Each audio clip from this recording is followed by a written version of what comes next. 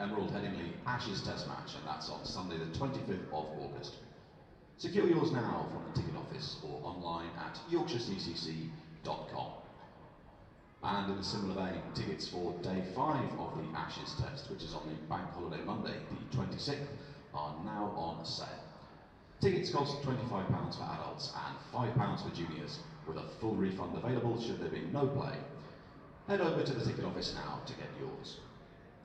And don't forget that this coming Friday we'll see the opening Vitality Blast match of the summer here at Emerald Headingley as the Yorkshire Vikings take on the Notts Outlaws. Tickets are available from the ticket office or online at yorkshirecccc.com. And a reminder to Yorkshire members to take advantage of your members' discount vouchers by visiting the club shops.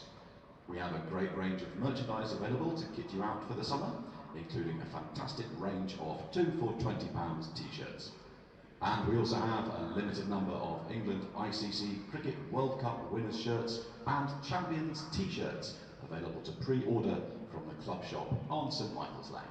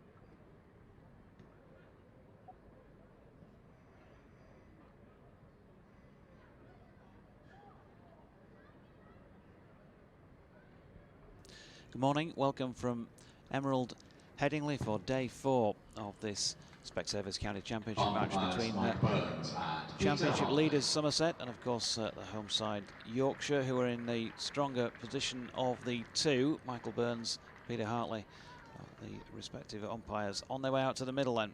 And Somerset with a lot of work to do. They're 159 for 4 second time around, which means that they trail in the match by 165 runs and need to score that many to ask Yorkshire to bat for a second time. Yorkshire therefore need 6 wickets to win it, and they would of course like to do so without having to bat again if they possibly can.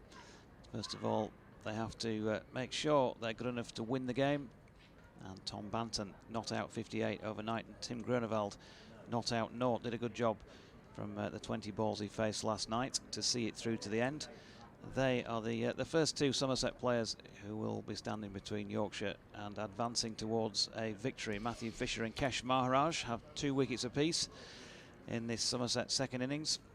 Steve Patterson, Dwan Olivier, Josh Shaw and Adam Lyth also all used, but so far remaining wicketless. Yorkshire of course scored 520 first up with 3 Centurions, dismissed Somerset eventually for 196 in their first innings, and asked them to follow on. Bowling for Yorkshire this morning from the Emerald Stand end, Keshav Maharaj. And there you go, the man who's taken a hatful of wickets in the contest so far, 9 in total, 7 in the first innings, the first Yorkshire player to have done so since 2014. Kesh Maharaj will be opening up. Good morning, Anthony Gibson.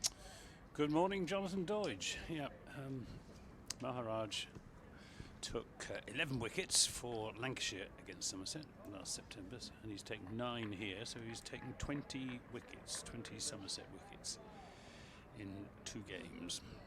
And it'll be interesting to see how these 2 get on against him. Jamie Oliver, who I talked to last night, he worked out that it was the LBW that was the main threat from the ball that went on, so he kept his pads well out of the way. In he comes then. First ball of the day to Banton, who pushes it up to balance at mid-wicket, no run. And it was the one that didn't turn that accounted for Hildreth, Don Bess, Craig Overton. Next delivery is full and turned to Frayne, who's in at short leg as ever, no run. Stephen Davis, the left-hander, who nicked off to slip. Yeah, he sort of underplayed it. I did a piece with him last night and said that the arm ball seems to be working pretty well. And I think it's obviously the hard work he puts in setting things up for that in the first place. Here he is into Banton once more, and that's solidly blocked. And I did say to him cheekily at the end of the interview, you must want to take Somerset around with you and play against them everywhere you go. And he played that one down very, very, very nicely. Respects all opponents and all the rest of it. And he comes round the wicket. Good delivery, not far off, creeping under the bat of Banton, who chops down on it and saves himself. It's not a good idea, I think, to try and give yourself room outside the off stump to chop Maharaj away. And once more the bowler is in, this time pushed out into the covers, no run. Well, Jamie Overton has worked out how to play Kesh Maharaj, because he made 24 against him for Lancashire. Wasn't out in the second innings in that game, and 52 not out yesterday. Maharaj again reverse swept along the floor to Josh Shaw, who was fielding at point to the right-hander. And that is the end of the first over of the day then, so 95 remain for Yorkshire to take 6 wickets, or Somerset to do something heroic and bat out with just 6 wickets for the day to save a draw. Well, they've got Stephen Davis to come in next, who's a very experienced and more than capable batsman, but who's been a bit short of runs. And then we've got the bowling all-rounders, Don Bess and the Overton twins, with Jack Brooks bringing up the rear. But Somerset will need at least one really good partnership, and it would do them no harm as well if Tim Groenewald were to hang around for half an hour or 3/4 of an hour this morning. Stand by for an update. First of the day for BBC Radio Leeds. 2 slips in place, as well as probably more of a 4th slip than a gully. Harry Brook to Matthew Fisher, who's going to open up this morning from the pavilion end. In he comes then. And he gets an edge first ball, but it's gone through the gap between second and fourth slips and runs away for 4. Excuse me. Yeah, they need 6 wickets to win the match. Somerset have just hit their first runs of the day, an edge through the slips off Matthew Fisher's first ball of the morning. So Grunewald off the mark onto 4. Tom Banton, 58 not out overnight, remains as such. Kesh Maharaj couldn't take a wicket in the first over, but he's got plenty of opportunity. 94.5 more overs today to do so. Somerset trail by 161 runs then at 163 for 4. Yorkshire needs 6 wickets. Yeah, 4 streaky runs there for Tim Grunewald. Fisher in again, and in a similar area. He's trying to find the edge, and it's a good piece of bowling. But on this occasion, Grunewald is across, and giving the benefit of the doubt there, he opened the face and he's run that one wide of gully, or fourth slip, as you were, through third man for 4. He's going quite hard at the ball, Tim Grunewald. If I was in the Yorkshire slip cordon, I'd be making sure that my hands were nice and warm. I think they may be in business sooner rather than later. Easy from up here, isn't it? But my initial thought to those first 2, and you talk about horses bolting, is stick an extra man in. Why not? Fisher in. Grunewald drops it into the offside, no run, because of course that's 157 runs now needed to make Yorkshire bat again. So every time there's a scoring shot, there is that side of things to consider. If you can snaffle a couple early. Yeah, I do think it's important though that Somerset don't look too far ahead. Just take it one over at a time, and just they've just got a bad time. So Fisher again, that measured run up, a bit of acceleration into the delivery stride. That's pitching wide of off stump and going further wide. He's bowling with good rhythm, isn't he, Matthew Fisher? He's generating quite decent pace with no obvious effort.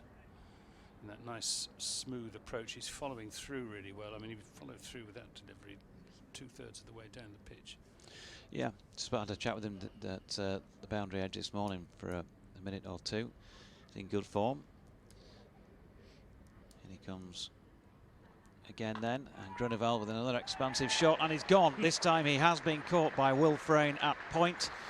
So going hard at the ball has cost Grunewald his wicket, and a 5th for Somerset. He's gone, caught Frayne, bowled Fisher for 8, and Somerset 167 for 5, losing a wicket in the second over of the day. Well, apologies to Somerset listeners, but it was a fairly obvious way for him to go, I'm afraid. But just what Somerset really didn't want at this stage, because it brings Stephen Davis in early on with the Grunewald was caught in the Will Frayne off the bowling of tails Matthew up Fisher for 8. And Tim Grunewald walking off looking rueful, I think would probably be the best description of him. Tom Banton rehearsing a few shots out there, and here comes Stephen Davis. So Grunewald caught Frayne, bowled Fisher for 8, 26 minutes, 25 balls, and 2 fours, and having blocked it for 20 deliveries last night, you sort of feel in a way that he's thrown it away there, don't you? Steve Davies. Well, he would say that that's the way he plays, and he does play like that. But Matthew Fisher was inviting him to go for the drive. He nicked one through the slips. He got a thicker edge on the second one. Third one he middled and failed to keep down. Yep, get another one in the cordon, I said. What do I know? Straight to the man at point. So, 167 for 5. BBC West Yorkshire Sport at gmail.com is your email address to get in touch with us, or on Twitter it's @AntGib for the man to my right, @DT Cricket for the man behind, and @Jonathan Doidge for me. Duncan in Seaham says, morning to the three of us. Thanks for the commentary over the last 3 days. Looking forward to today's conclusion. It's for Yorkshire to win or Somerset to save a draw. Regarding the Sunday super over chat that we were having yesterday with DT, nobody has mentioned the appalling over rate. I made it 2 overs an hour. At that rate, a T20 match would last 20 hours. And Lily says Kesh Maharaj has bowled really well in this game. Matthew Fisher also. I think Yorkshire will win, and she's enjoying the call.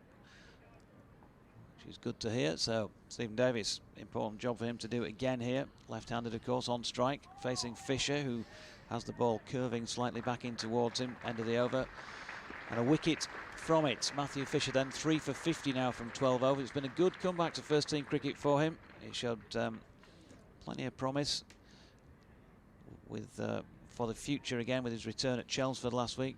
Took some wickets, scored a few runs, and he's got a lot of career in front of him. And Yorkshire have been, as I've mentioned a few times now, keen to wrap him in cotton wool. I think there's still an element of that about his approach to the wicket, as you were saying, just a measured approach. Maybe when he's absolutely, totally feeling like he's bang on match fit and he's got back into a rhythm over a few games, he might be starting to push that through a little bit quicker. But I think he's probably following some good advice about getting himself back up to full fever pitch. Maharaj round the wicket, pushed out into the offside, squarish by Banton. Rook scampers round to field, no run. Good test of Banton's temperament, this, as well as his technique. See if he's got the ability to play a long innings. Maharaj in again, blocked by Banton. Grumpy Git says you'll no doubt be relieved to hear that I'm off out till 3:30ish, so relying on the BBC Sport app updates when wickets fall. I'm hoping it will be entirely silent. Those hopes already dashed, Grumpy Git.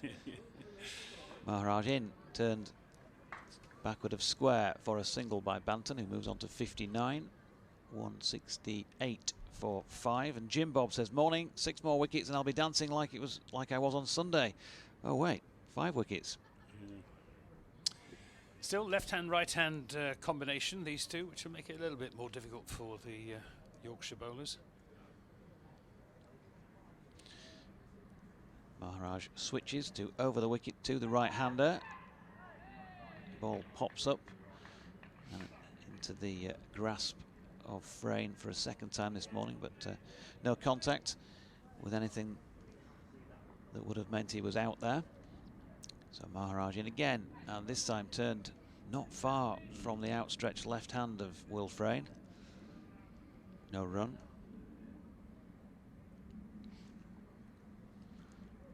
As whatever the latest flight is goes up, that sounds as though it's probably on its way out rather than in.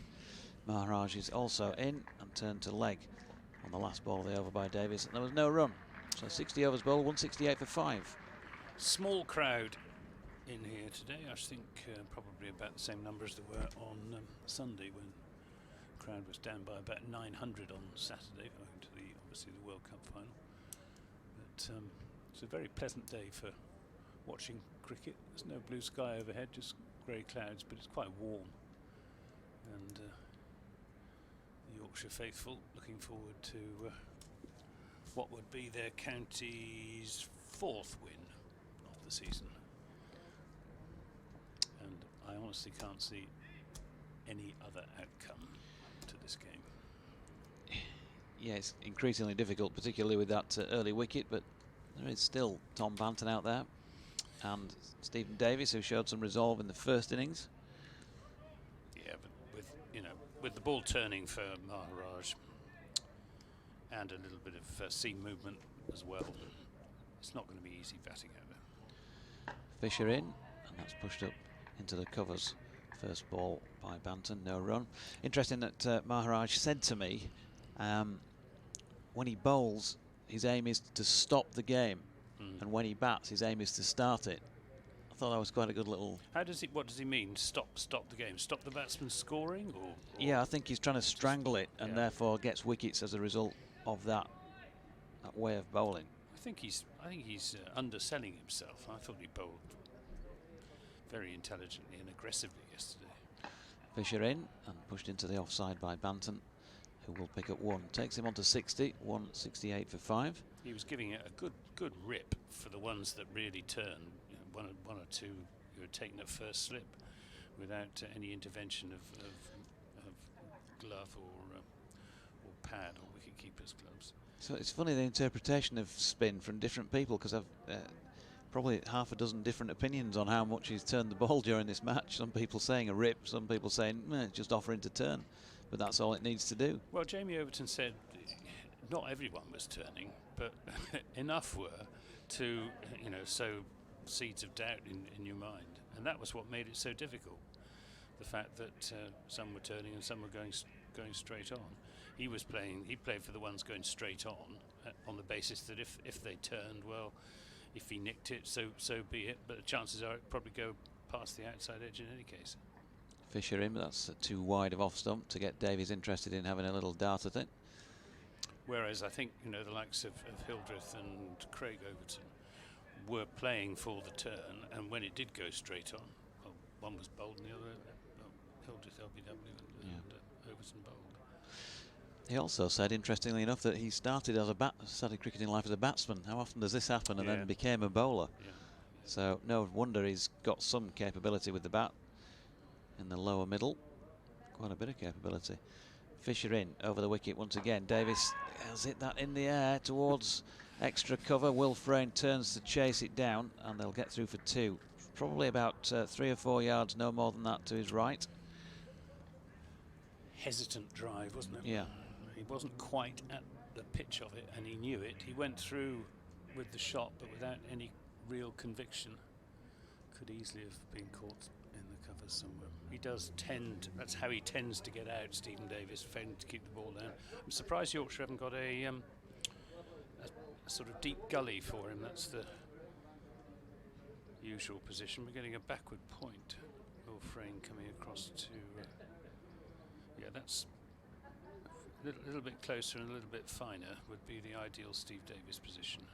Fisher in across the face of Davis again, but too wide to tempt him. It's conditions wise, it's a little bit cooler because the sun's not shining today. Can't see any blue sky. It's grey overhead, but the cloud is reasonably high. You wouldn't say there's any light issues at the moment, although just looking away to my right down Kirkstall Lane, the modern day motor car, which has its lights on sort of automatically, they are coming towards us with some side lights on.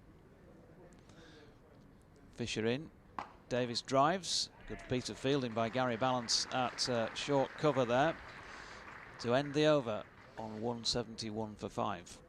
Well, those 2 off drives from Stephen Davis suggest that Somerset aren't going to just try and shut up shop.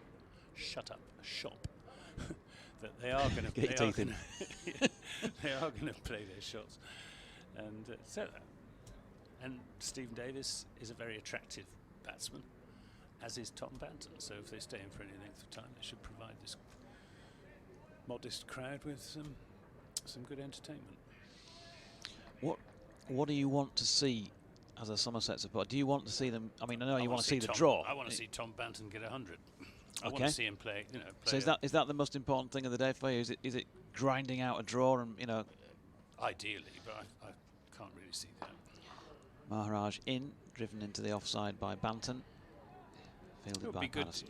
We want to see some resolve, some determination, some die in the ditch spirit. Yeah. A bit of Yorkshire style grit. No. Yeah, because we're the only county that can ever do that, obviously. Maharaj in, and this one is left by Banton, and there's no run. When I was at school, we had a rugby coach called Ted Mercer, who's a Yorkshireman, and he used to say, "Dig in, lads, dig in, dig in," or others say, "Stick it, lads, stick it." And that's what Somerset have got to do. Here's Maharaj again, good delivery. That does turn and beat the outside edge of Banton's bat. Good piece of bowling from the South African.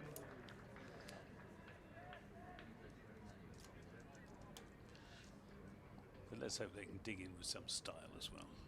And in he comes again. This is fuller and a little bit more leg side-ish. Batsman props forward. No run on this occasion. Good education this for Tom Banton as well, playing top-class spinner on a turning pitch. Yeah, certainly that. And Frayne moves across to very close to the bat end at silly mid-off. but is not brought into play with this next Maharaj delivery, blocked by the batsman. Bumped into Jane Wiles this morning, Yorkshire supporter, on the way around the back of the North East stand with Mr. and Mrs. Brooks as they were introduced to me, as the last ball is blocked for Ain Fields. And of course I drew breath to say... Or Jack's mum and dad. Harry's, presumably. Yeah, no, Jack's mum and dad. Jack's. I mean, Jack's dad looks... But Jack looks very much like his dad, doesn't he? He's a ringer for him when you're introduced and you know that. It's the first time I've met him. So, good morning to the three of you. I'm sure you're obviously tuning in out there in the stand. And, of course, I was going to say, you know, great day yesterday, but of course I had to check that because Jack's parents were there, and they both said, no, you know, we're sort of effectively impartial. Yeah, poor old Jack didn't have a great day yesterday. Getting out Somerset 4 runs short of their batting bonus point. So Matt Fisher to continue around the wicket to the left-handed Davies. Bowled well this way at him yesterday. Here he's again, and he's asking him to play round about off stump. He's dropped that into the area that Anthony was referring to, really, a sort of a fly gully area. Might be an interesting position for Yorkshire to try. He's picked up 2 on this occasion because there's nobody down there. So 4 to Davies, 173 for 5. Step out at the end of this over. DT has, you might have heard the clatter behind as the big fella gets up off his desk to come and check the rotor. Yeah. Morning to you, Liz Mitchell. She says, any thoughts on the Times article? Read 100. Not quite a done deal. Also, come on the Tykes. Good delivery from Matthew Fisher. Has Davies rooted to the crease and offering a bat like this. That's a tremendous piece of bowling from Fisher, and very unfortunate not to have induced the feather edge. Actually, I've got to say, Liz, not had the opportunity to read the Times article on the 100 myself, but if Anthony has a copy of it, I will do when this next stint went off the air. You two guys might have done, in which case you might be able to respond on that basis. I don't know which. Perhaps it was in yesterday's. Get hold of a copy of it if I can. Good ball again from Fisher here, but Davies just steps away slightly, gives himself a bit of room. That's a good shot, I've got to say, from the batsman. He just laid the bat on it down to third man. There's nobody down there, of course, and so he'll pick up 4 more. 8 to him. 177 for 5. Somerset trailing by 147 now with the 5 wickets left. Banton set on 60. Davies just getting a few here. We've got a friend on the window right in front of my eye line. Fly, managed to get rid of him. So Fisher receives the ball back from Duan Olivier and begins to make his way in again at this overcast Headingley this morning. Davies fully behind this one. No run, he's been out there for 15 minutes already. 12 deliveries for his 8. Banton, meanwhile, 92 balls, and he's 2 minutes short of 2 hours of time in the middle. ECB's facing a major revolt over their plans for the 100. DT to our between us as Fisher's next delivery squirts out into again that sort of fly gully region. It's fielded by Will Frayne. A number of counties are still refusing to sign contracts due to grievances over governance, as well as concern about the downgrading of domestic 50-over cricket that will follow the introduction of the competition next year. The Times has learned that several counties are opposing the ECB's proposal to take legal ownership of the new competition. Others are unhappy about the new team's perceived lack of independence from existing counties. Fisher in, turned to leg by Davies, and he's going to get a single here, taking him on to 9, 178 for 5. It's the end of the over. I'm going to have a read of that. Yeah, do. I mean, on the face of it, after the glories of Sunday, the first thing that springs to mind is, why do we need a civil war in cricket on the back of that? But there's plenty more to it than that. That's just the first thought. Well, I mean, leave it with you, Anthony, and DT. I mean, the crowning irony, which is one that DT's pointed out in a tweet, is that the world of cricket is on fire because of England's triumph in the 50-over World Cup, and yet our own domestic 50-over competition is being downgraded. Oh, we've done that now, Anthony. We've got to move on to something else. Well, old hat that now. It does. It sounds as if it isn't old hat. If some of the counties are genuinely in revolt against the 100, here's Maharaj to Davis, who's back on his stumps playing. Well, we won the Football World Cup in 1966, didn't we? We haven't really bothered with it since. Done it.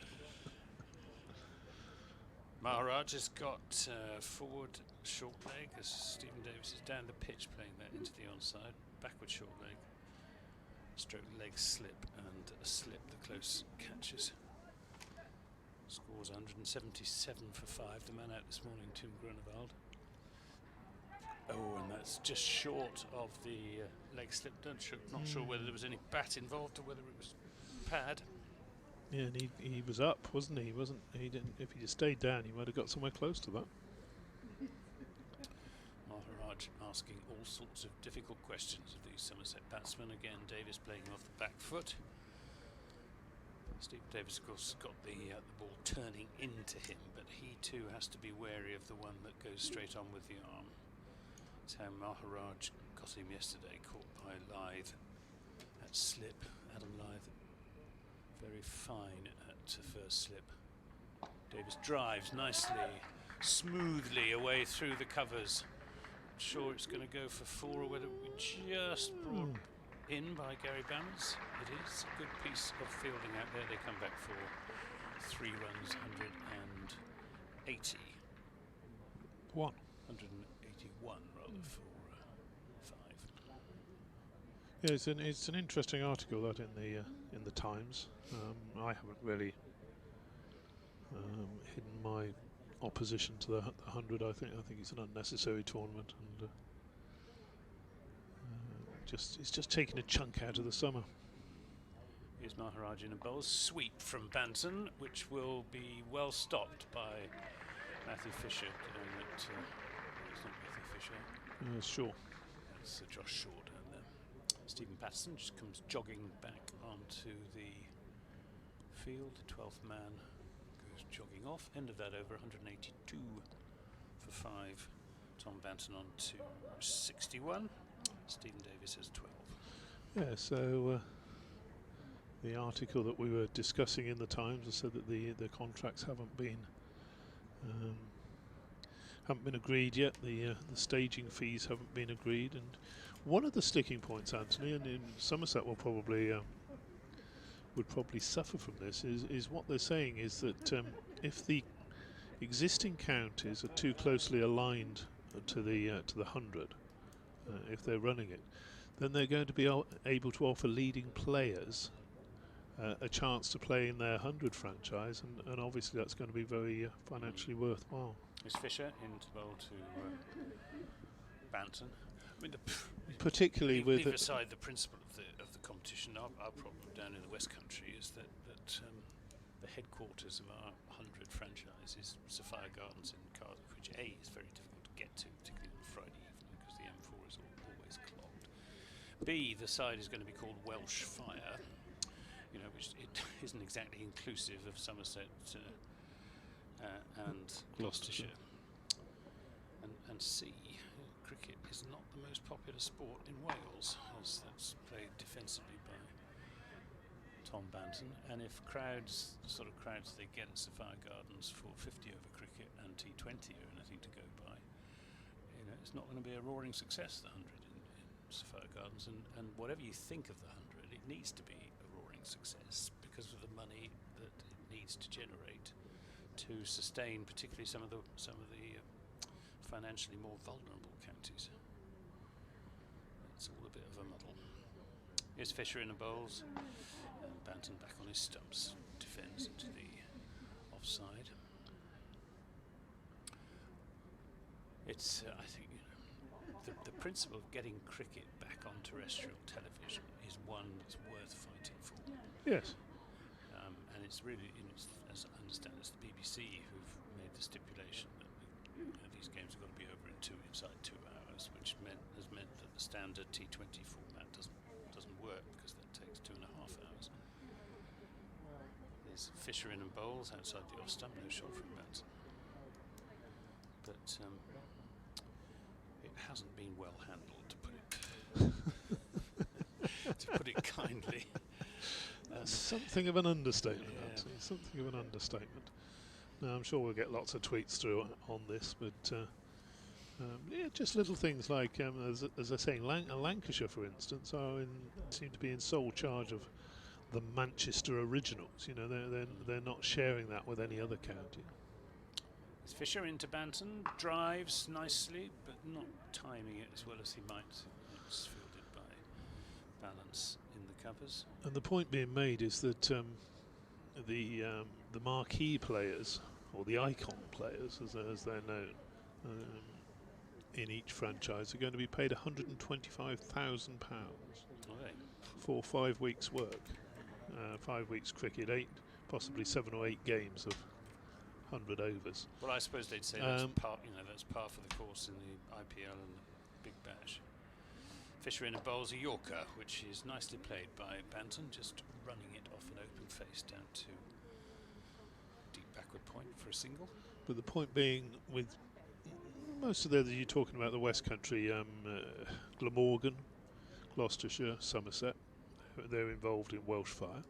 But Lancashire are on their own, and if a big player were to become available, Lancashire would be able to say, well, come and play for us, county cricket, and you can be our icon player, and we can effectively be paying you 125 grand of the ECB's money to come and play for us, which gives them a very, very big advantage, obviously. It's a lot of money to turn around, whereas Somerset couldn't say that, come and play for us and you can be the icon player in the Welsh Fire. This is paddle swept by Banton for a single, 184 for 5. He's got all the shots, as Tom Banton, and that was another of them, as he just rehearses that little paddle sweep where he brings the bat down at an angle so that he's sweeping it with an almost horizontal bat about 45 degrees down to fine leg. Steve Davis is on strike, back on his stumps. He's playing Maharaj off the back foot, is Stephen Davis, rather than plunging forward. Maharaj in again, bowls this time. He does come forward, drives nicely in the air, but times that well. It's no fielder anywhere there. It's running out to the long off boundary for 4 runs. 188 for 5. This is the right approach, isn't it, by Somerset? They're being positive. They need to score runs, because if they're going to save this game, much easier to perhaps, much easier, not easy at all, but if they could bat, you know, into that final session with a lead, so that Yorkshire would have to score big runs. Maharaj bowls, and Stephen Davis again back on his stumps. Yorkshire responded to that lofted off drive from Stephen Davis by putting Tom Kohler-Cadmore back at deepish mid-off. This is outside the off stump. That bounced and turned in the out of the bowler's footmarks outside Stephen Davis's off stump, too wide to trouble the Somerset wicketkeeper batsman. Maharaj again. Again, Davis is back on his stumps, and this time he's beaten. And Jonathan Tattersall doesn't take it cleanly. But the still turn out there for Keshav Maharaj. End of the over. It's 188 for 5. You've watched Steve Davis for a number of years. He's a bit chunkier than he used to be, isn't he? Yeah, he's sort of padded out a bit. A little bit. A little bit. Be unkind to call it middle-aged spread, because he's not that old. No, he's not. He always used to be a very svelte. Yes. Steve Patterson going to have a bowl. Patterson going to have a bowl, yeah. From the coastal lane, Steve Patterson. 12 overs for 25 runs. No wickets as yet. The two successful Yorkshire bowlers are Matthew Fisher, 15 overs, 3 maidens, 3 for 61, and Keshav Maharaj, 2 for 14, 2 for 45 in 26 overs. Not the worst first half hour for Somerset this morning. They've lost the night watchman. He was a little bit brash. It was feckless batting, wasn't it? Is Patterson and Bowles driven, nicely driven by Banton, but there's a deepish mid-off being posted in the shape of Gary Balance. There's no one. We've got a short extra cover and we've got a deep extra cover. Unusual offside field, backward point, short extra cover, deep extra cover, and a deep mid-off, shortish mid-wicket. This is Patterson in and Bowles, and defensive shot from Banton. It's obviously a field tailor-made for Tom Banton. Yorkshire have had a good look at him and have decided what his strengths and weaknesses are. Well, it's a field that they adopt sometimes on slower pitches, where they have more fielders on either side at that sort of distance from the bat. You know, short mid wicket and short extra. They'll often have 3 fielders in a line on each side. It's known as the Yorkshire Wall. So only a couple of bricks in it at the moment, Anthony, but. 63 Tom Banton is on, and Jonathan Tattersall coming up to the stumps. Just the one slip. Adam Lythe, who again is very fine at first slip. Patterson is in and bowls. Banton is bowled. That one came back between bat and pad. I'm not sure that the batsman was entirely at fault there. It was a good delivery from Stephen Patterson. Perhaps he was just a little bit late on the shot. Tom Banton, slightly lazy defensive shot. Yeah, lazy defensive shot. Wasn't expecting the ball. I had the glasses on that, and he was just pushing forward. Bog standard deliveries. Thinking from Steve Patterson. Yeah, I was thinking, well, he might give me one to hit next ball, and it just nipped back, got through the gap, and as you say, the focus didn't seem to be there for that split second, and a split second is all it takes, and that's disappointing with Tom Banton. Yeah, no one's more disappointed than Tom Banton. He's taken a heck of a long time to get off the field, isn't he? Dragging himself. Yeah, he hung around at the crease, and I must say, I watched him in this game. I haven't quite got him yet, Tom Banton. He's clearly a talented batsman, but he's clearly also a work in progress, isn't he? Yes, he is. He doesn't, at the moment, he doesn't have his own stamp, if you like. He doesn't. Having watched him, you don't think, yes, I can see what he does here, and I can see what he does there. I think he hasn't quite developed his batting personality in red ball. He has in white ball cricket, because he's got all of these unconventional shots and got fast hands and all the rest of it. But in red ball cricket, as I say, I don't think he's quite decided whether it's just going to be an extension of the way he approaches batting in white ball cricket, or whether he's going to develop a completely different style, as Jos Buttler has, for example. I mean, Jos plays red ball cricket.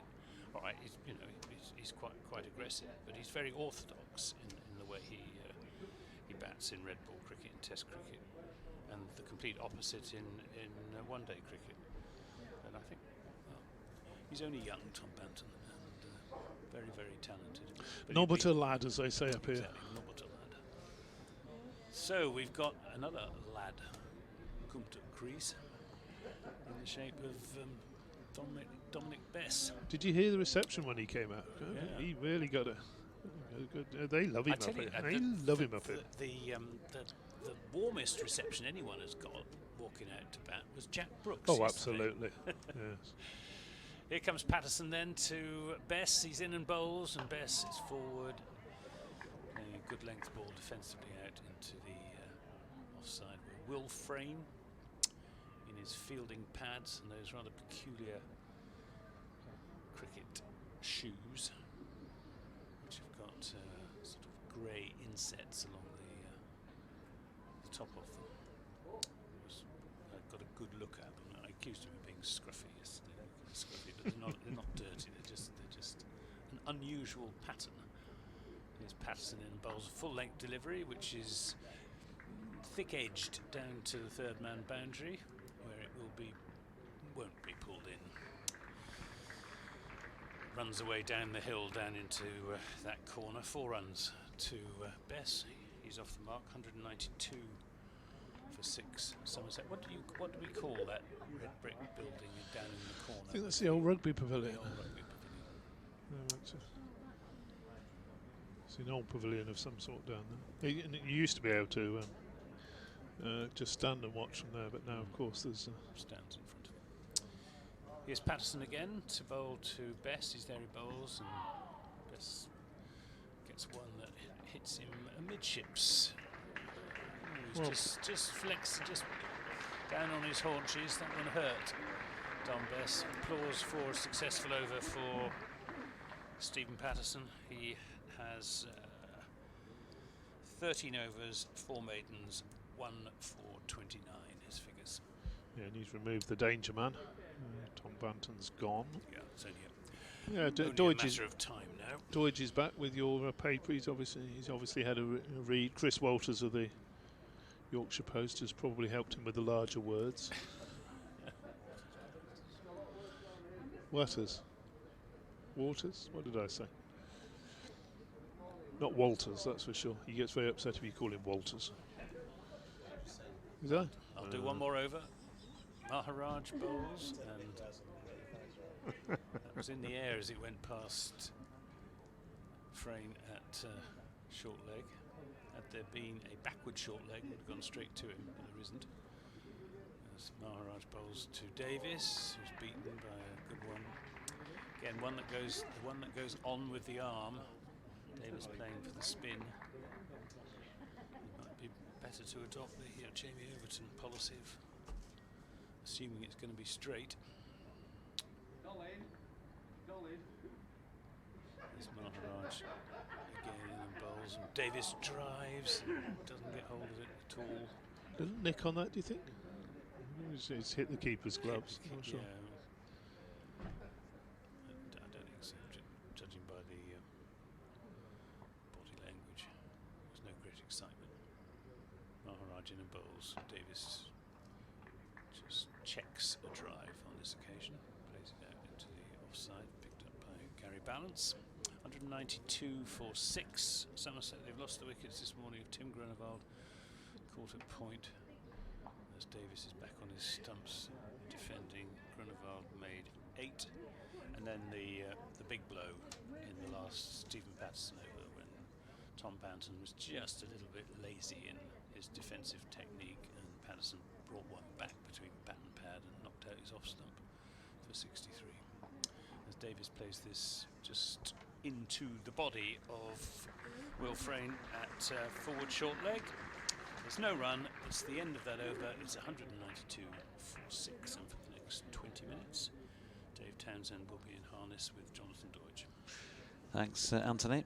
Yeah, I've had a look at that article the last few minutes while Steve Patterson was taking his 400th first-class wicket. Congratulations to the Yorkshire skipper for that. 1 for 29 from 13 for him. That's 2 in this game then. Grunewald was 400 as well. Yeah. 400 club. So it's Elizabeth Ammon and Matt Hughes who put together this piece. Yeah, isn't it? And you know, upon reading it, I mean, I'm a fan of the 50 over format, I've got to say, for one-day cricket. And we've talked about this plenty of already this season. Didn't want to see the back of it anyway, or devalued. Patterson to Bess and bowls him. That ball that's come back in, and same. Well, neither forward nor back looking to play that one from the crease. Patterson's got a little bit of movement back in off the seam. Again, hit the top of off stump, and that's 2 wickets in 7 balls for the Yorkshire skipper, and Don Bess is making a very sorry departure for, well, bowled by Patterson for 4. Just out there for 4 balls. He hit a boundary, but he's on his way back to the pavilion. He can now get ready for, you would think, Dom Bess was bowled by Steve Patterson for 4. He can get ready for the T20 blast. He's presumably going to stay up here for that. He is. I think they're having a workout, as it were, a net practice for it tomorrow. Many congratulations, Skipper. Just announcing that 400. First class wickets, is it, for Steve Patterson? And that's good to see. So, it's very good to see a long and clearly pretty fruitful first class career. So on this argument, on this debate, yeah, I mean my gut feeling in the first place, my feeling about the competition is that I don't think it should be being devalued. I think we've got three good competitions that run. We can argue about the makeup of the calendar and all of that as long as you like. That's been changed this year. I think it's been pretty good actually this year, having a run of county championship fixtures in the middle of the season. So I'm pretty happy. You know, I know it's my first year in this role, and I've not had to go around with the back and forth like has happened in the past. But I think it's been pretty good. Always, you know, can tweak things again. Always a little bit more room for improvement, perhaps, but largely no problem. So you win the 50 over World Cup. Massive irony that you then not bin the competition, but you devalue it and bring in 2 competitions that are very similar. You can understand the uproar, you know, among the counties if this article is to be believed, and why wouldn't it be? Let you get on with this Patterson delivery to Craig Overton. Bowls to Overton, beats him outside the off stump. I don't know what Patterson's had for breakfast, but he's having toiled away without taking a wicket for most of the match. He's all of a sudden on fire here this morning. And if that's true, that the counties were promised X and then it's now Y because the ECB are taking over the whole of the 100 competition, and it's going to be at their behest as to what the counties take from it financially. Patterson bowls again and forward this time. Goes Craig Overton, angling that away down towards third man. A chase back down there for Harry Brook. Pulls it up just inside the boundary. That is the old rugby pavilion down there, isn't it? That's what Callie used to call it. Well, the rugby players used to get changed in that building and come in from the corner of the pitch when I was a nipper, but it's long since not been used for that. They started to come out of the middle at one stage. Now they're coming out of the far corner, actually, the bang opposite corner onto the field. Patterson bowls and a fiddle and a miss outside the off stump. He's bowling great stuff. But yeah, largely the rugby functions and that sort of thing go on in that building. Yeah, Callie used to call it the old rugby pavilion down there, so no, I'm going to stick with that in honour of the great man. Well, it's the old rugby pavilion. I mean, it's the fairly, former. yeah, it's a fairly modern building. It's what's not that long since it was sort of redone, is it really? The former rugby pavilion. 25, 30 years, something like that. Patterson bowls and edge just short of second slip. Lythe gets something on it. Kohler Cadmore chases back, and 1 run. He'll probably be happy to get off strike against Demon Patterson. Well, the way it's going, isn't it? Maharaj has grabbed the headlines so far, but it could be Pato who cleans them up here. He's right on the money. So, if the ECB did promise that, and then they've changed the goalposts, you can absolutely understand county uproar. DT. Yeah, the whole thing has been just a bodge from the start, hasn't it, really? You know, you've got to handle those things so... First of all, it was going to be T20. And then all of a sudden they sprung the 100 on us without really knowing what the rules for the 100 would be. Would it be that you remember you can have the long over at one stage, weren't you? And the 10 ball over, I think there was 15 6 ball overs and 1 10 ball over. Then they ditched that, and Patterson round the wicket bowls, and that's played down into the ground, short of the keeper, and Patterson gets a glove on it. And that is the end of the over. Great applause there for Steve Patterson, and why not? 2 for 32 now off his 14 overs. I don't know about you, but it sort of has. This is a domestic thing rather than a world thing. But it sort of has the feel, given what's just happened a couple of days ago, after all those years of toil trying to win the World Cup have finally come to fruition. And it sort of feels like a real watershed moment, something like the Packer decision to go World Series cricket back in 1977. It feels that big now, doesn't it? With bringing in a new competition, devaluing the one that you've just won the World Cup in.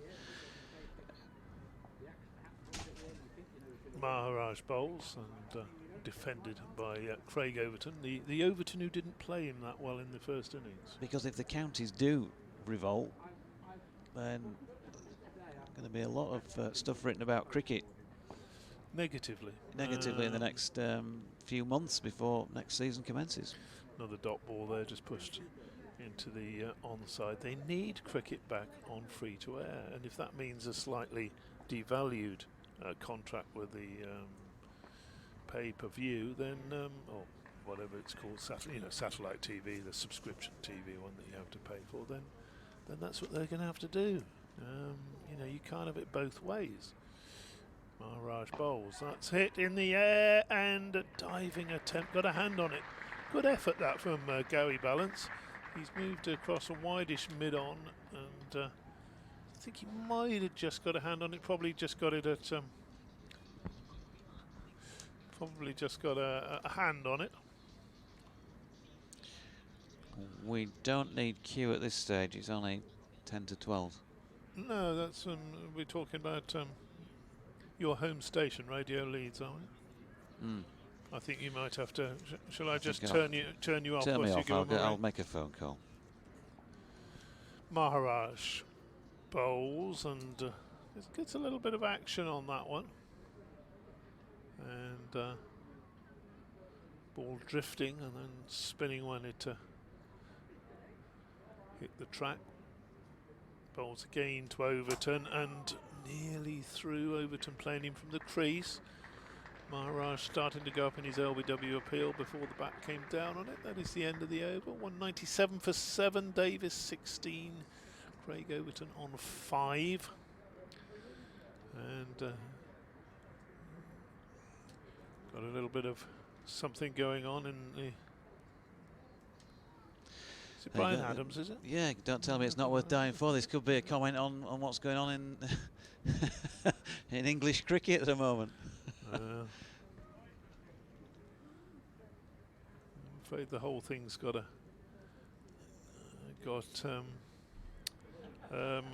don't know what the polite way of saying is backside about face. Is that the saying? 197 for 7.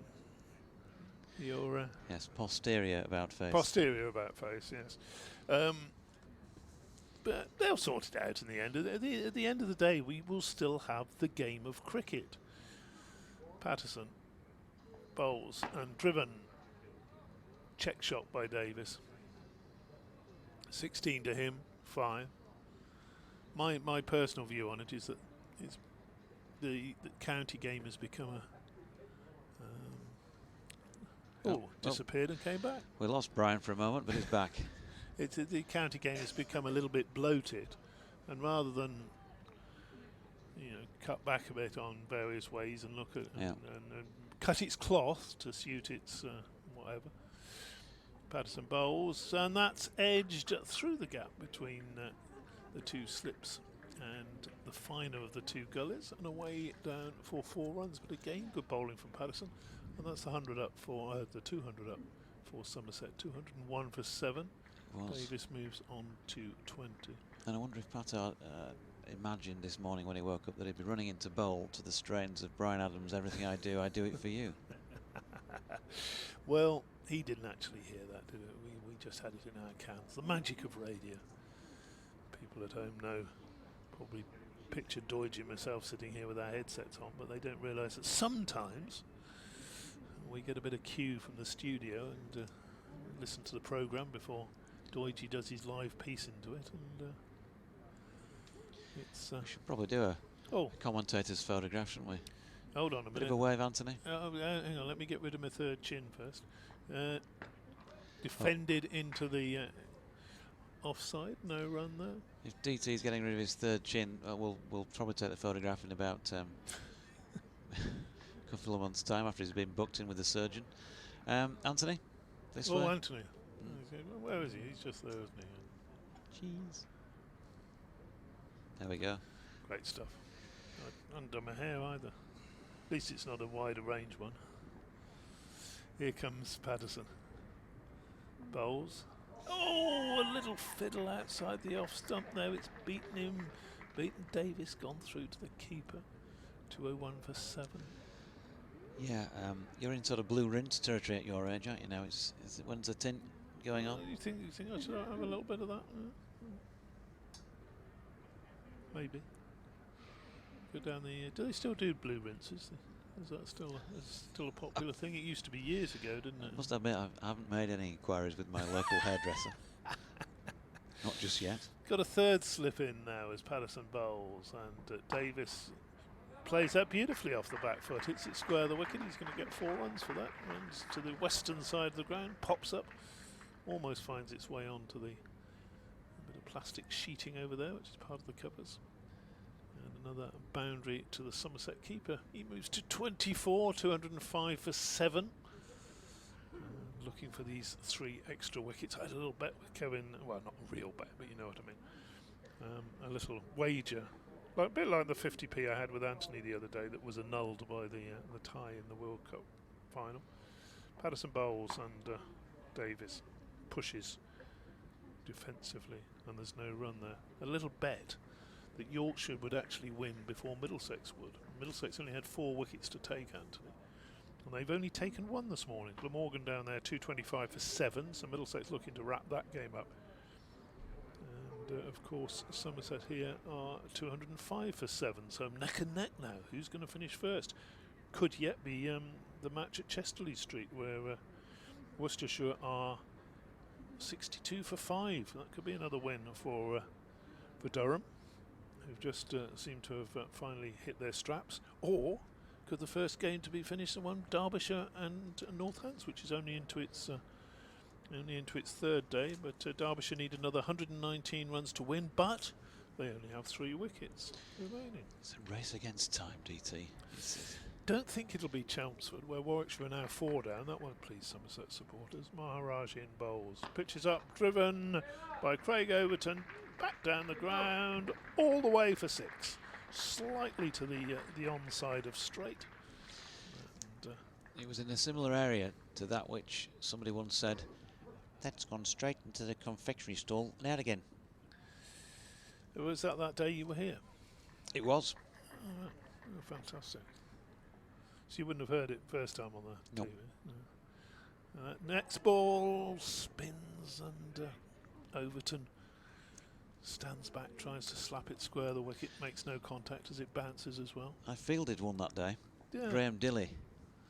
Next ball bowls, and that's turned round the corner to backwards square leg, no run to be had there. Somerset listeners, please excuse us. This is Doige. I was there in 1981, but not exactly on the final day. It happens every game. His next delivery is just pushed to forward short leg. By the end of the season, he'll have been at the World Cup final, by the way, although he was here commentating with us on Sunday. Oh dear. It was a great day, lad. Great day. Yeah, took the lad down. Yeah. Next ball is pushed forward by Overton, defended down backward a point. I did bring the lad up. Did you? In what year was that? When Mark Butcher got his 173, I was standing over there. That was before the East Stand was fully sorted in its current guise. I think so. Not quite. I can't remember actually what the surround was like, but we came in for the last, just to bask in the glory of what was going to be a win against Australia, about the last 90 minutes of that match, after I'd done a work shift somewhere. I bet you were here when Truman took the first 4 Indian wickets as well, weren't you? At least in spirit. I was a twinkle. Twinkle then. But what I do remember about 81, did I mention I was here in 81? Yeah, you did. Okay. Not on the final What I day, remember was though. that the fence round the bottom, there was no, that they couldn't obviously get enough advertising to have full advertising hoardings around the side, and the reason we were sitting on the boundary edge was that there was a little white grill sort of fence, that was it, 6 inches high, that you had to sit behind. So of course all the young lads like myself, as I was at the time, were spilling over onto the pitch every time there was a boundary hit, because things were getting a bit more exciting by then. Patterson bowls to Davis, and that's hit in the air and caught at mid-off by Dwan Olivier, diving forward. Mistimed drive by Steve Patterson, and a mistimed drive by Steve Davis, looking to just drive that. And Patterson's got his 3rd wicket in as many overs, or no, 3rd wicket in 4 overs. So removed Tom Banton, bowled top of off stump. Removed Don Best, bowled top of off stump. And now Steve Davis has looked for the drive, foot not really to the pitch of it, lofted it, mistimed it, and Dwan Olivier had to move forward and dive to a little bit to his right and forward. I didn't think it was going to reach him, but it did. He got under it, and that's the 8th wicket. Yep. It would have been extraordinary if Patterson had slightly got under that off his own bowling and knocked it to Dwan Olivier. Dwan Olivier, indeed. He would have done very well to get across it. So 8 down, 2 to go. It could be wrapped up then by lunch, you would hope now, which is not entirely acceptable, I've got to say. Going to have a word with the Yorkshire lads, because I might have to cut the lawn or something now if we finish this too early. So come on, boys. Just hang around a little bit longer. Take it to just after lunch. Anthony would have never ever have said anything like this before the start of play. I want to make that clear, but not the worst result for him if Somerset were going to lose, for it to be finished by lunch.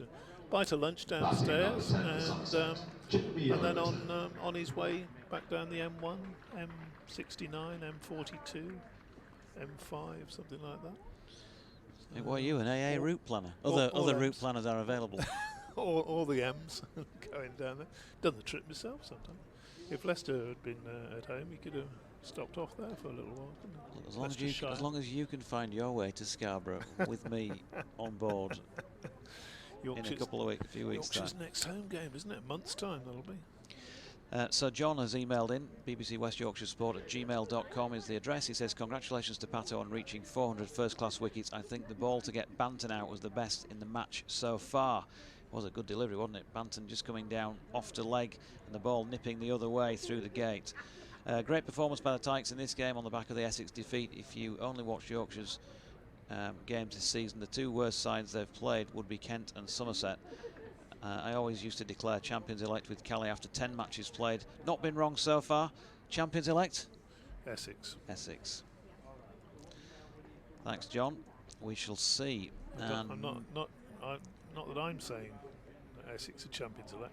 Patterson bowls to Overton, who edges just short of second slip. Adam Lyth takes it on the bounce. Patterson is on fire this morning. Absolutely. He's plugged away. Probably beat the bat 5 times in the previous couple of 3 days.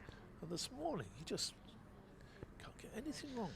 Anyway, if I say he's bowling to Overton, I should probably say he's bowling to Jamie, shouldn't I? It's Jamie Overton on strike. His brother at the other end.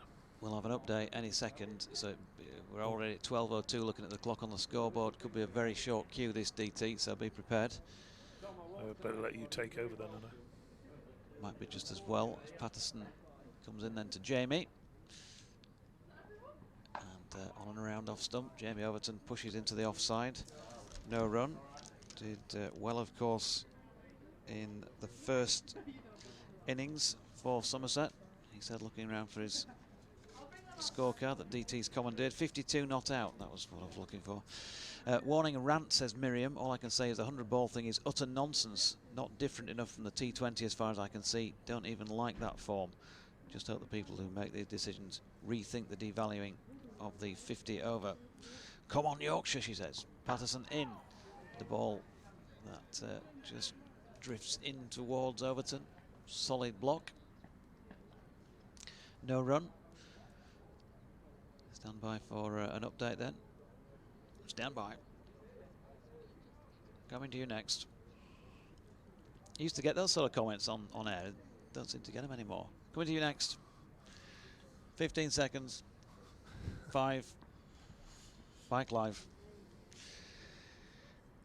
Patterson in.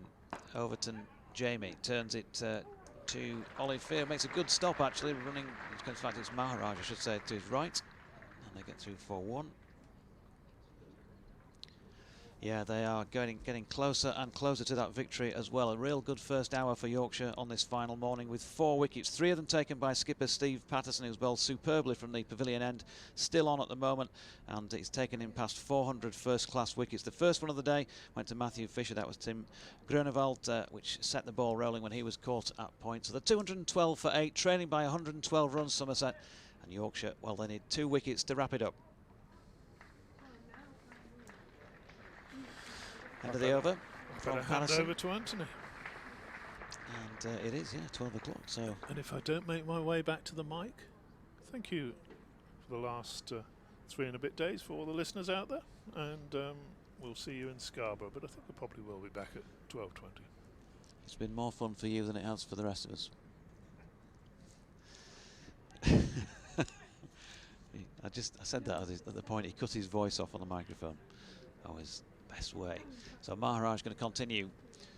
16 overs, 4 maidens, 3 for 41. Steve Patterson this morning. Good effort from the Yorkshire skipper as his team tries to tie up the win.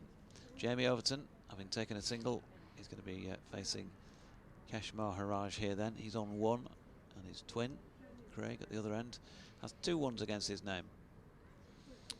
Long off and long on, set out. But he's just playing a solid push forward. First up, 2 slips in place. Harry Brooks in a catching position at short extra cover. Josh Shaw at point. There's a man out in the covers as well. And the next ball brings Shaw into play at point. No run. Will Frayne still at short leg, and Dwan Olifia, hands on hips, is just backward of square leg. Overton now sees Frayne move across to silly mid-off. Maharaj in again. Thickish outside edge along the ground. Half fielded by Cola Cadmore, but there's no run, so 212 for 8. Got a few tweets to update you with as well in a mo, because Maharaj again firing through this over, and that one was fuller of length. Really interesting watching Kesh Maharaj bowl, I've got to say. And 25 test matches. He bowls with a man of the experience of many more than that. He's in again round the wicket, and solid defence once more from Jamie Overton. Grumpy Git says, OK lads, now look here, I was barely out of the house when the BBC app pinged.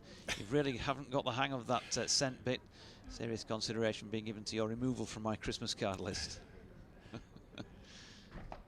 Maharaj in again and turned to leg by Jamie Overton, who picks up another single.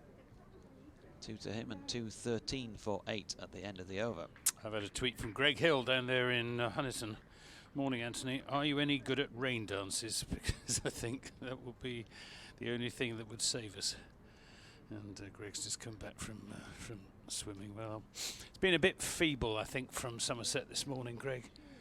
They haven't put up much of a fight. The morning got off to it's really Tim Grunewald who set the tone for this Somerset reply with going hard after the ball outside the off stump, and the other Somerset batsmen have rather followed in the same vein. A lackadaisical defensive push from Banton, and Davis an aerial drive. Best beaten between bat and pad. Not good. Meanwhile, Patterson in from the pavilion end and on his toes. Overton plays into the offside, no run. Jay Grover has tweeted DT and says, news just in, Doidge was at Woodstock, the Cavern, all of the Beatles Hamburg gigs and the Sex Pistols barge. He never bought a pint at any of them. How harsh. Bought a couple of halves. Steve Milner, good morning to you. He says, could hear Pato, or good afternoon to you. Could hear Pato shouting, baby come back, to the ball that got Banton. The Yorkshire bowling unit bubbling hot this morning. As Patterson's in again, thickish outside edge from Jamie Overton will bring him 4 through third man. So 6 to him and 2:17 for 8. Sean in Roundhay, morning chaps. Is the effects mic turned up or is there a bigger crowd in? Will Somerset make lunch? On the bright side, at least they won't be travelling in the dark, being sunk faster than a DT pint. Oh, I'm not sure about that. And DT, it's all right, DT showing people's tweets, which suggest that I don't buy a round, but Anthony, DT, myself and David Hops were all in a local hostelry last night for a couple, none of which that were set in front of me were bought by DT, I hasten to add. Patterson in, and that is nipping away from Jamie Overton, no run. Sean in Roundhay says the 100 is daft, ECB can shove it where the sun don't shine. Blackpool on a bank holiday weekend.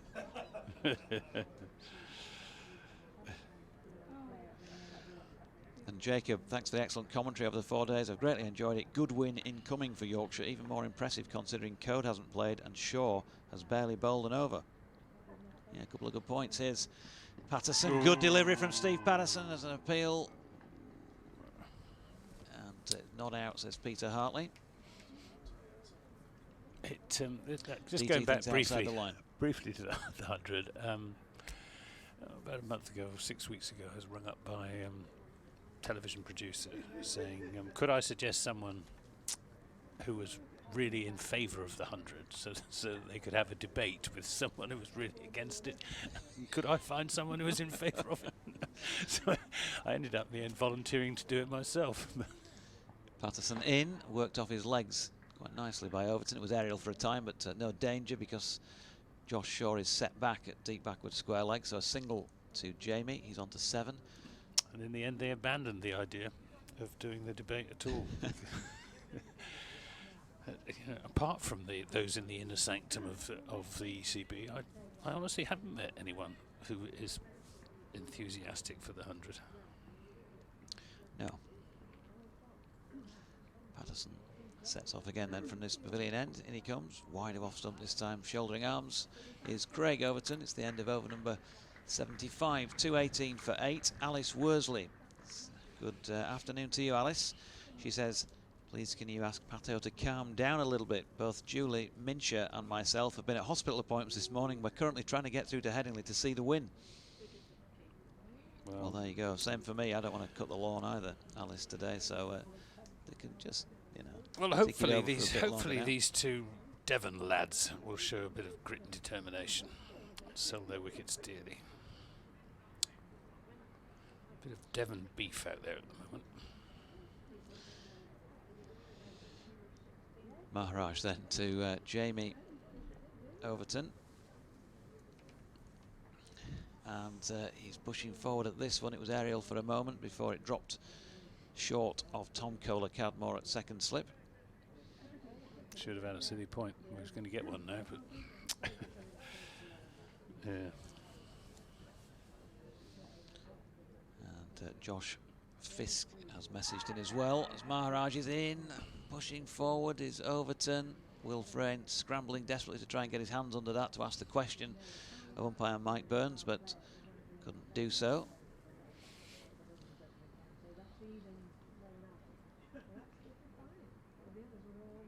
Everyone just settles back into their respective places. Maharaj comes in again then, and this time thickish inside edge towards Olive Fear for Jamie Overton, takes him on to 8 and 2:20 for 8. So Josh Fisk says, what a great day to be a teacher. We're currently walking a sponsored walk in the sun, and I'm walking at the back of the group listening to the cricket.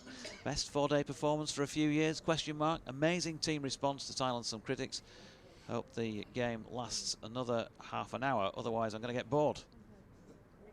That was a little while ago as well. So we're taking you on towards that half hour. Josh? Has been a good Yorkshire performance as well. They batted very sensibly, and they've shown the range of their bowling skills. Maharaj in, and that's pushed up to Gary Balance, who's at long on. Craig Overton getting himself another single to go to 12, 220 for 8. Wonder where Josh is on his sponsored walk. I do once remember going on a sort of walk with a party of school kids years ago and trying to do a revoice of the 1986 Grand National commentary in the Mulgrave Estate near Whitby. I remember that much about listening to radio while doing something else. Next ball was a dot, and 220 for 8. Stuart also emails in, unlike JD, who, like Kilroy, quote unquote, was there. I was going to attend, but in true Yorkshireman style, thought it would be a waste of money for just the one session. That is of 1981, he says. So you missed out, Stuart. Yeah. I've got to say that, you know, it wasn't like a long-term plan. I think it was just a case of Dave Lugsy Leatherdale's mum, Ros, saying to us, tomorrow, you know, school holidays, fancy, I'll take you to Headingley if you like, you know. She dropped us off outside the gate, and I'll pick you up, you know, in a couple of hours or whatever, and probably have to go use a public phone box to ring her up and say, no, don't come on, you know, don't come and pick us up just yet. Patterson in. Good delivery to Craig Overton, who drops it into the offside, no run. I was driving down the A303, not far from Martock, when Bob Willis took the last wicket. On my way to a visit. Can anybody confirm that? As soon as I seem to need people to confirm that I was here at Headingley. I was on my way to visit a farmer. Can't remember what about. Here's Steve Patterson in, and that's turned square on the leg side by Craig Overton, who's going to get at least one. He's going to settle for that. Josh Shaw fielding. 13 then to Craig. 221 for 8. James Coleman's in the room. I've noticed that the boys have both straightened their ties and sat up straight. Sergeant Major Coleman's around.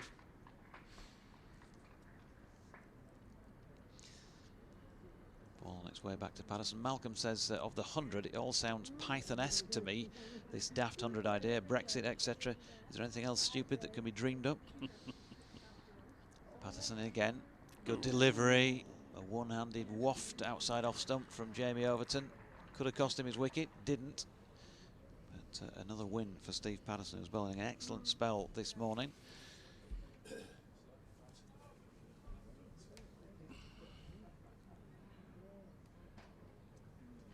DT muttering something there, but for the life of me couldn't make it out.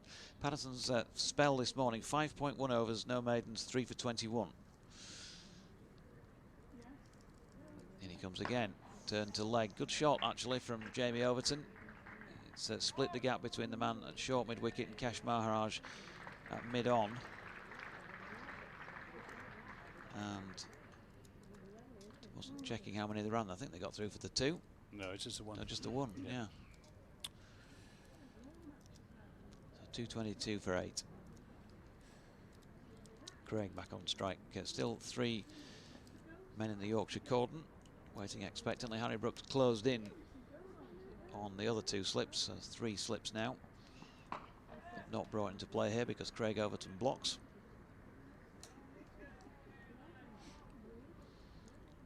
Kevin Hand getting involved as well on our photograph that we tweeted.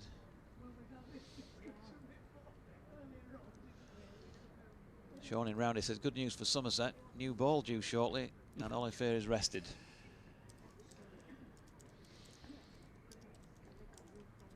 Patterson, and he comes again.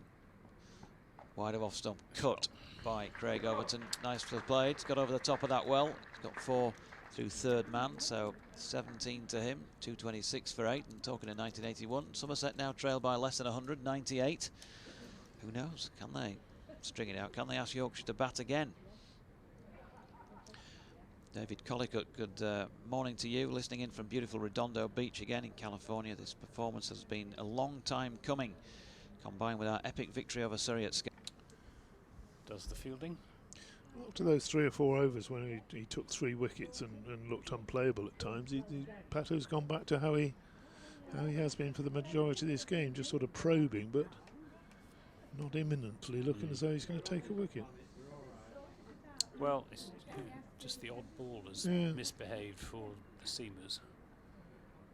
It's Patterson and bowls to Overton, who gets back on his stumps and digs that out into the onside. They like batting together, the twins, and they've put some important partnerships together for Somerset. Remember one at Worcester last July when they added 50, which doesn't sound very many, but in a low-scoring contest, it was a crucial partnership. And then at 76 against Yorkshire back in 2015, Patterson is in and bowls, and Overton plays. Craig of that ilk plays a textbook forward defensive shot to keep the ball out. They won't have given up hope, the 2 twins. Oh. Jamie Overton was saying last night that he hoped that if he got the chance to bat, he'd stay in for longer than the 50 that he made in the first innings. 52 not out. Another defensive shot from Craig Overton, and Somerset physio Jamie Thorpe is coming on with the 12th man. Yeah, he was signalling Josh to Davey. He was signalling to the dressing room that he wanted a little bit of a massage. I think that was the only thing I could I could determine from the signal was that. Well, I hope they're both fully fit, because we've got the T20 Blast starting at Cardiff on Thursday, and they're 2 absolutely vital components in the Somerset T20 side. There's a bit of tape going onto his glove, so that signal. Well, now, why wouldn't you just bring some new gloves out? Perhaps he's particularly attached to them. It's hard to quite make out what's going on there. Umpire Peter Hartley keeping a close eye on proceedings, making sure that nothing untoward is happening. I can imagine what untoward could be happening, but doesn't seem to be any great concern. Just Craig Overton just taking a swig from the bottle of water that Josh Davies brought out for him.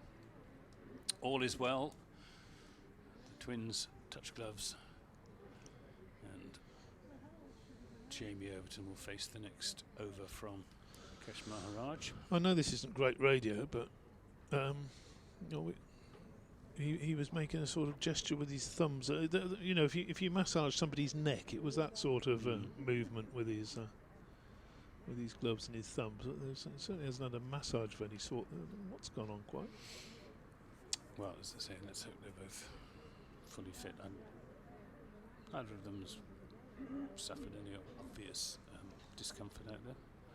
New ball available after this over. Maharaj then to Jamie Overton. He's in and bowls, and Overton pads away. A ball pitched outside leg stump into the bowler's footmarks. Maharaj trying a new line of attack, bowling over the wicket into the footmarks outside Jamie Overton's leg stump. He has nothing to do with that at all, just gets his pads in the way of it. We've got a slip and a short leg and a short fine leg. It's a deepish leg slip. This is edged just to the right of Adam Lyth at slip. Probably heard the exclamations from the Yorkshire fielders. It wasn't very far away, it wasn't a chance.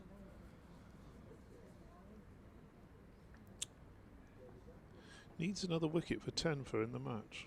Jamie Overton leaves that alone as well outside the off stump, and that nearly spun back, and it's given as a wide. Yeah, he's well, I think it's sort of defensive bowling. This again is a long way outside the leg stump. This strange line of attack. Perhaps this is a response to the way Jamie Overton's been playing him. And certainly Jamie's had more success against Maharaj than any of the other Somerset batsmen in the 2 games that Somerset have faced the South African slow left armour. Back over the wicket now. That experiment has been tried, didn't bear fruit. So we're going back to around the wicket with close catches, 2 slips and a forward short leg and a short extra cover. Here's Maharaj in and bowls. Appeal for LBW to one that goes on and is given out. Jamie Overton, I spoke too soon, as so often. And Jamie Overton pinned by the one that goes on with the arm. And the end is surely nigh now. That's the 9th Somerset wicket to go down with a score on 238. Jamie Overton, LBW to Kesh Maharaj for 21, and it gives Maharaj his 3rd wicket of this innings and his 10th of the match. 3 for 69 he has in this innings to go with his 7 for 52 in the first innings, so 10 for 121. Jamie Overton was LBW to the bowling of Keshav Maharaj for 21. He was only question there was really height, I think. It was striking him somewhere around the knee roll or just above. Would it have gone over the top? I'm not sure it would have done.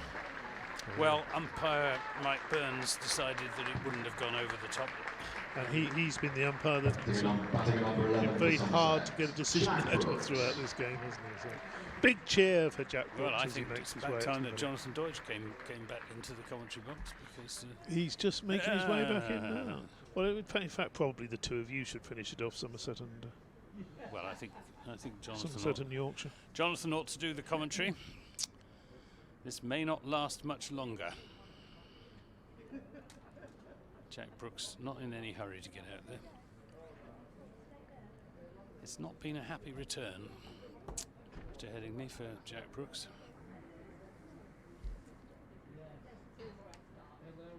And you get 2 for 96. And then 9 runs in the Somerset first innings. There's some Yorkshire jollity going on down below. Are we, is it Brian Rose, Brian Close, Vivian Richards, Joel Garner, Red Rumsey, the Wurzels? Your guys took a hell of a beating. Yeah, well, we have, I'm afraid.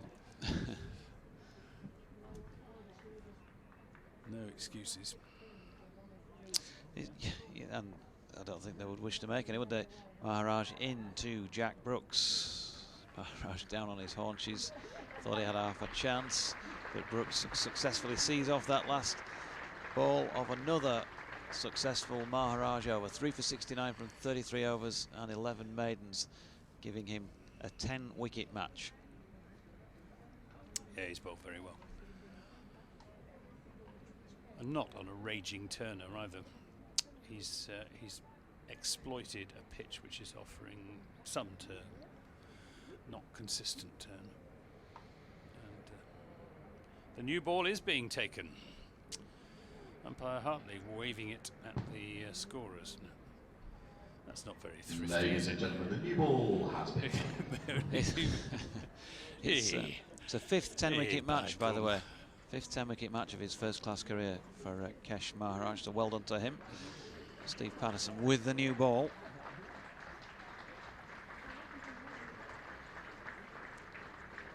New ball and warm applause. Not often you get applause for the new ball, is it? For field spread. Oh, applause for Kesh Maharaj, DT points out. You've got 2 slips and everybody else on the boundary. It's a bizarre field. Here's Patterson in. Good delivery, which Craig Overton drops just by his feet. And Tattersall is up to field. What are they? I suppose they're just giving him a Yeah, single. give him a single, yeah. The field, by the way, folks, has spread. There's 2 slips in place just in case he gets a nick on it and they can get him out. But otherwise, you've got a 3rd man, a deep backward point, deep extra cover, long-ish off, long longerish on, a deepish mid-wicket and deep backward square leg. Patterson in again, good delivery. Oh, that could have been it. That nips back in on Overton, and it's going to be 4-leg by. It's gone through the cordon. He's been doing that all morning, hasn't he, Steve Patterson? And it is 4 more than 243 for 9. Overton 17. Brooks yet to score. Glamorgan and Derbyshire, DT is pointing out. Derbyshire need 79 runs to win with 1 wicket left, 240 for 9. Meanwhile, Glamorgan 298 for 9, needing 258 more to win in their game. Or rather, Middlesex needing 1 wicket, as are Northants. Next ball was a dot. Who's going to finish first? This is preoccupying DT this morning. He's seen the lunch menu. Crumble on the last day, apparently.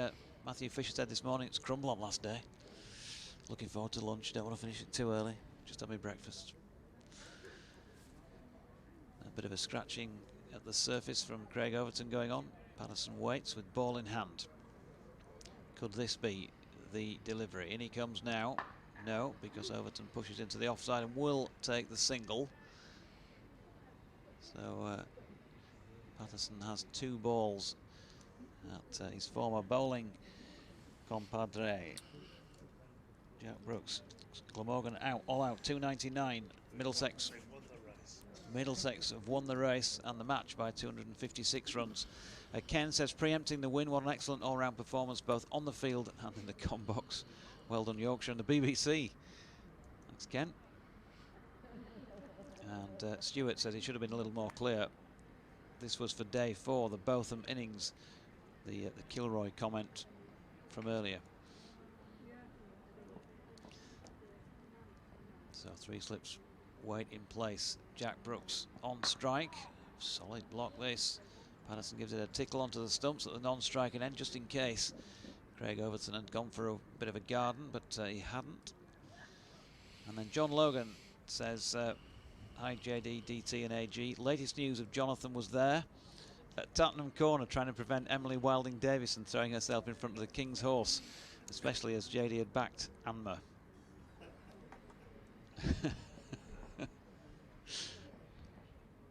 Yeah, nice frock I was wearing, wasn't it?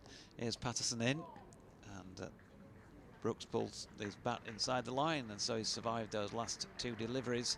The first over with a new ball, safely negotiated by the last pair that Somerset have to offer in the match. Maharaj going to continue from the football stand end with the new ball. So he obviously doesn't have a problem bowling with the new ball.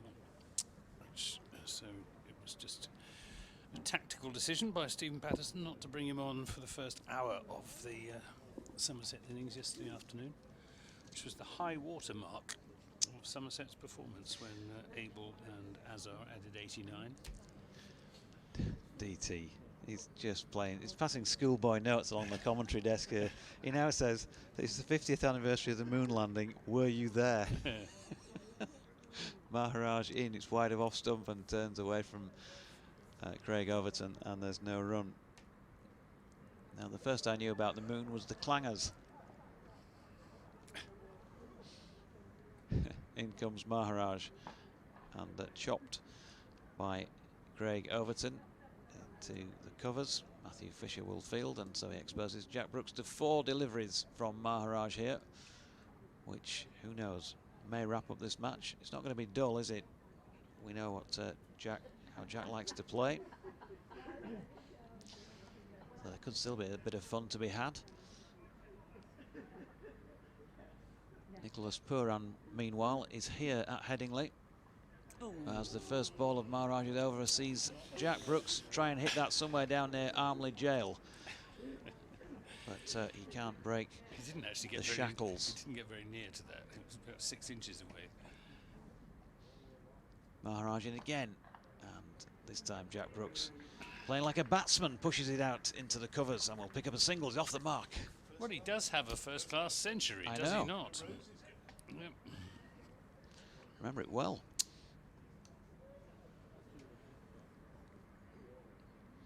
So 2:46 for 9. Craig Overton back on strike. Maharaj in, good delivery, beats the batsman to the outside edge through to Tattersall. Pained cry of how's that from Maharaj, who thought he might have had a 4-for in this innings to go with his 7-for in the first. And he's in again. And this time Overton uses his feet just to step away, open up the field and smash it just short of a maximum into the Emerald stand. Gets 4 then, 23 for him, 250 up for Somerset for the loss of 9. Yep, these two big fast bowlers just going through the motions really. David Colliker asks if there's any update on Johnny Barron and Quiffgate. And Sean in Round Day says, I'm not saying DT is old, but Centurion was a rank, not a tank. In 1492, JD sailed the Ocean Blue, discovered America.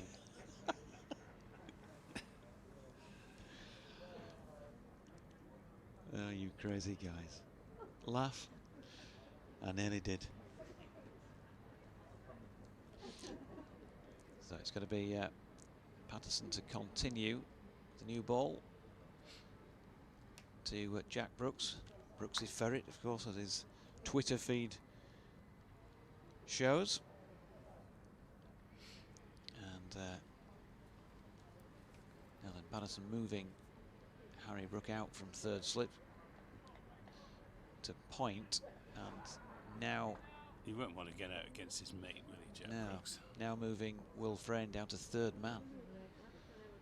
Patterson in. Good delivery, that's just spits on Jack Brooks. And I think he might have just said to him, all right, pal, as he got to the end of his follow-through. Yeah, I bet he has. Go on, my goodness me, that took off.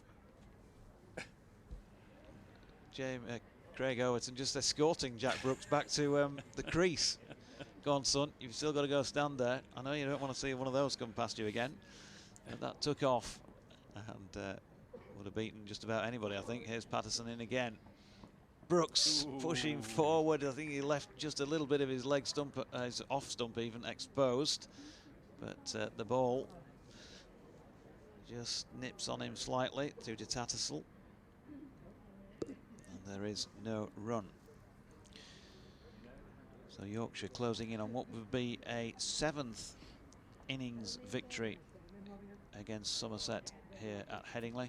The last of them as recent as 2015. In fact, they've done it twice this century, 2005 as well. Patterson in again, and Brooks does nicely here, steps back, and he's cut that away down to third man for a single. Doubles his score to 2, 251 for 9. Yep, Somerset have won on their last 3 visits to Yorkshire. 2016, 2017, 2018. But come seriously unstuck here over the last 3 and a bit days. So Patterson in again. Good delivery to Overton, makes him play. Round about 4th stump, drops it into the offside, no run. Expectant home support then. Still a smattering down the Emerald stand end of the ground, and probably has increased a little bit in number since we first took a quick count this morning. Not in a literal sense, of course. Patterson in again, past umpire Peter Hartley. Good delivery, big appeal. Could this be the moment? It is. Steve Patterson takes his 4th wicket for 54 runs on the 5th delivery of his 21st over, and Yorkshire have won it by an innings and 72 runs. It's a 7th win by an innings then here at Headingley between these two sides for the home side. 41st victory in total against Somerset and a 29th in Yorkshire. Steve Patterson, what an important role the skipper has played this morning in bringing about that win for the home side then, who now, with the 4 games remaining, can really start to think that they've got a little bit of opportunity here with that fixture running. And how big a game does the game in Taunton become between these two sides? Somerset look like they're now going to lose leadership of the county championship race to Essex, and a great little bit of interplay as well between these three counties in recent times. Essex, of course, have beaten Somerset. Yorkshire now have done so, but then Essex have beaten Yorkshire. It's a bit like the Foreman, Fraser, Ali days of the early 70s. Three heavyweights of the championship this season, all in the ring against each other and having a real good crack. And it set things up, hasn't it, now between three counties for the last 4 games of the season. Well played, Yorkshire, thoroughly deserved success. Somerset just haven't been good enough over the last 4 and a bit days. And they're going to have a couple of weeks now to think about that before the next fixture, Anthony. Which is against Warwickshire at Edgbaston. It's been a rude awakening, really, for Somerset over the last 3 and a bit days. They've certainly missed Lewis Gregory and Jack Leach, but we can't make the absence of Gregory and Leach as an excuse for this performance. Things went wrong for Somerset right from the start when Tom Abel decided to ask Yorkshire to have a bat on what turned out to be, certainly on the first day, very good batting pitch as the Yorkshire team go into the pavilion below us being warmly applauded all around the ground. Top class performance from the Tykes, and I have to say a second class performance by Somerset. I didn't see their loss against Essex at Chelmsford. Really, from the moment, as I say, that Tom Abel asked Yorkshire to have a bat, and Frayne and Lythe added 80 for the first wicket, then the 3 Centurions, 520 on the board, and when Somerset's turn came to bat, they failed to do themselves justice. Thank you very much indeed for your in the end, have been 4 days, ladies and well gentlemen. beaten, As always, don't forget out-bowled, that the next out-batted, and I wouldn't say out-fielded because the Somerset fielding was pretty good throughout that marathon Yorkshire innings of 520, but certainly the worst performance I've seen from Somerset this season.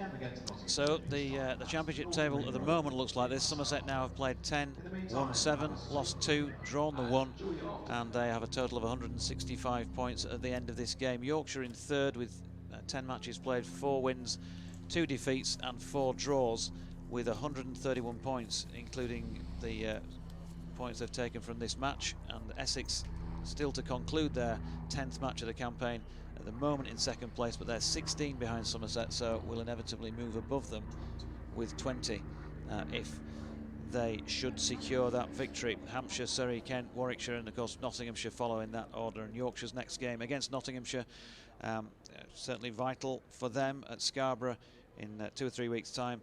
And Warwickshire, of course, the next opponent, as Anthony was just saying, for Somerset, who will want to get back on track with that one. Interesting times, gents. It's been well, it's been fun for maybe one of us here.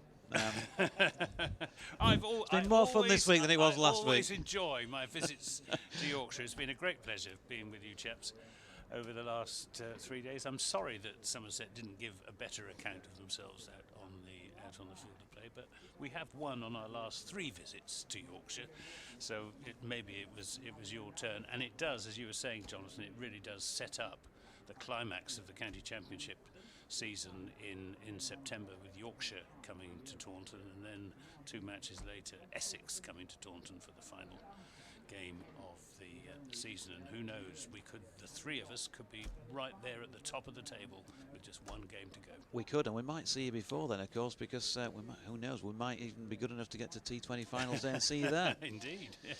Okay, well, great to broadcast with you, Anthony, and not too bad broadcasting with the old Gimmer himself next door, DT. No, great as always. Thanks for your company over the last few days. It's been a good few days for Yorkshire cricket from us 3. It's goodbye.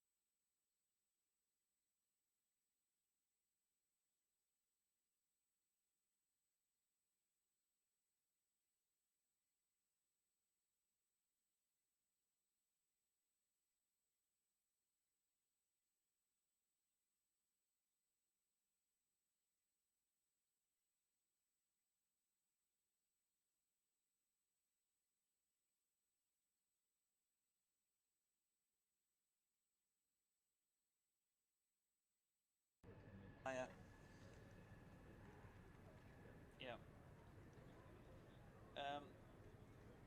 Oh, turn the line off.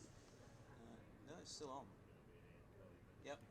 Yeah, just come to me, Adam. They've just gone off, so I'll do a quick piece for you now. Yeah.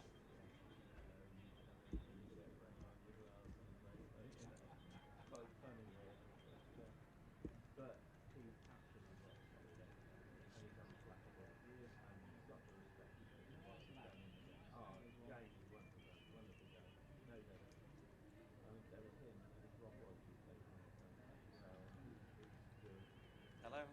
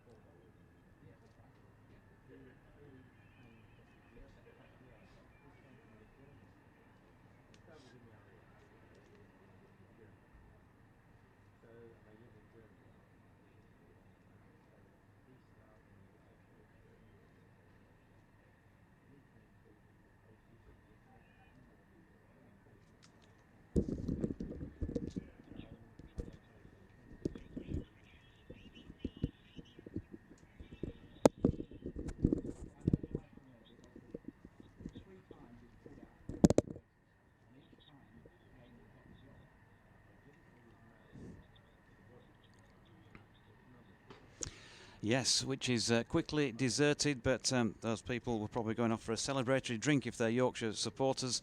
I didn't expect it to be finished this soon. 12:45 the players left the field after the dismissal of Craig Overton LBW to Steve Patterson for 23 and Pato. Well, he led the team home today. He'd been waiting for a wicket throughout the match. Took his first one, that of Tom Banton, who was out for 63, and probably the last real hope for Somerset of seeing things through the way he'd been playing yesterday. But Patterson took his wicket and brought up 400 in first-class cricket for himself at the same time, and added 3 further ones to that to go with others for Matthew Fisher and who else but Kesh Maharaj this morning. They've taken the last 6 wickets in the first hour and 45 minutes of play. As you say, have won by an innings and 73 runs. The first time they've beaten Somerset here in 4 years, and the last time they did it was also by an innings. So a cracking morning for Yorkshire. Great game. Maharaj with 11 wickets in the match, 4 in the second innings to go with his 7 in the first.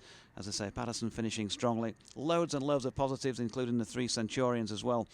Earlier in the game, Gary Balance, Tom Kohler-Cowdmore and Harry Brook. And I think really what it says is what a great comeback after being thrashed by Essex, who are now likely to go top of the table as a result of this result here today. Last week, have come back strongly to depose Somerset from league leadership and really set things up for the last 4 games of the season. Looking forward to going to Scarborough in a few weeks' time when they take on bottom of the table Notts. Of course, now we've got the T20 to come.